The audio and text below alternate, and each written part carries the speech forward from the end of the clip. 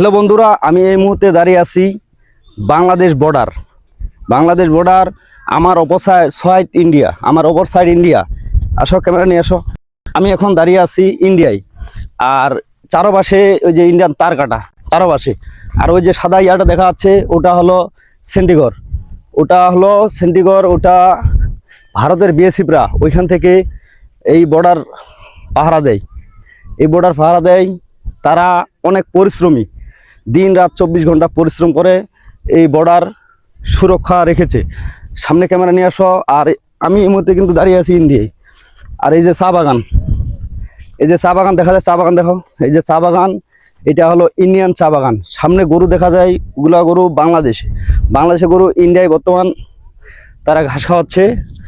আর এই যে ইন্ডিয়ান, এই যে সব তার কাটা দিয়ে ঘেরা, যেন বাংলাদেশের পাবলিক যেন ইন্ডিয়ার ওপাশে না যেতে পারে, এই জন্য তারা সুরক্ষণভাবে